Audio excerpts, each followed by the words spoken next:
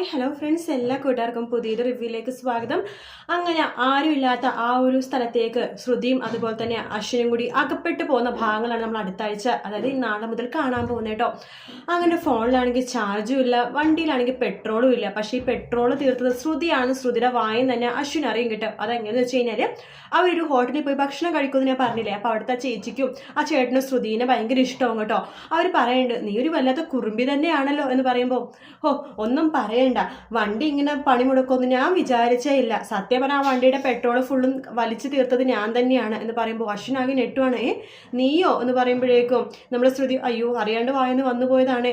അപ്പോഴേക്കും അശ്വിനെ കണ്ടു, നീയാ എന്തിനാ അങ്ങനെ ചെയ്തേന്ന് ചോദിക്കുമ്പോൾ അത് ലാവണ്യമേടും അശ്വിൻ സാറും പോകുമ്പോഴേക്കും വണ്ടി എവിടെയെങ്കിലും നിർത്തി കഴിഞ്ഞിട്ട് നിങ്ങൾ കുറച്ച് റൊമാൻറ്റിക് ആവാൻ വേണ്ടിയിട്ടൊക്കെ ചെയ്തതാണെന്ന് പറയുമ്പോഴേക്കും അശ്വിൻ പറയണ്ട്, ഞാൻ എന്നോട് പലവട്ടം പറഞ്ഞിട്ടുണ്ട് എൻ്റെ പേഴ്സണൽ കാര്യത്തിൽ നീ ഇടപെടാൻ നിൽക്കരുതെന്നൊക്കെ പറയണ്ട. അപ്പോൾ അതുകൂടി കേൾക്കുമ്പോൾ അശ്വിന് വല്ലാത്ത ദേഷ്യം വരും കേട്ടോ. അപ്പോഴാണ് അശ്വിൻ കുറച്ച് പണം എടുത്തിട്ട് കുറച്ച് പൈസ എടുത്തിട്ട് ശ്രുതിയുടെ കയ്യിലേക്ക് വെച്ച് കൊടുത്തിട്ട് പറയുന്നുണ്ട്, നീ ഇവിടുന്ന് വണ്ടിയോ എന്തെങ്കിലോ ടാക്സിയോ എന്താ വിളിച്ചിട്ട് വീട്ടിലേക്ക് തിരിച്ചു പോയിക്കോ, നിന്നെ ഞാൻ ഇനി തിരിച്ചു കൊണ്ടുപോകില്ല എന്നൊക്കെ പറയുമ്പോൾ ശ്രുതി പെട്ടെന്ന് വല്ലാത്തൊരു അഭിനയം അവിടെ നിന്ന് അഭിനയിക്കാട്ടോ. ഈശ്വര, എൻ്റെ കാമുകൻ ഇട്ടേച്ച് പോയി, എനിക്കിനി ആരുമില്ലേ, എൻ്റെ അച്ഛനും അമ്മേനെ ഉപേക്ഷിച്ചു വന്നാൽ ഞാനിപ്പോൾ ആരായി, എനിക്കിനി ജീവിക്കേണ്ട, ജീവിതം മടുത്തു, എന്നെ കൊന്നിട്ട് പോകും മനുഷ്യ നിങ്ങൾ എന്നൊക്കെ പറഞ്ഞിട്ട് ഭയങ്കര അഭിനയം കേട്ടോ.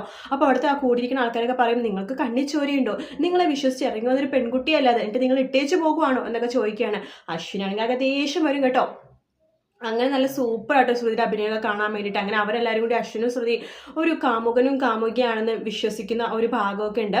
അതിനുശേഷമാണ് ശ്രുതിനെ കുറച്ച് ആൾക്കാർ തമ്മിലിങ്ങനെ കൂട്ടി നിന്നിട്ട് ഇങ്ങനെ തട്ടിക്കൊണ്ടല്ല ശ്രുതി വളരെ മോശമായിട്ട് സംസാരിക്കുന്ന ഭാഗം അത് കഴിഞ്ഞിട്ടാണ് കേട്ടോ. എന്തായാലും നല്ല നല്ല ഭാഗമാണ് ഇനി വരാൻ പോകുന്നത്.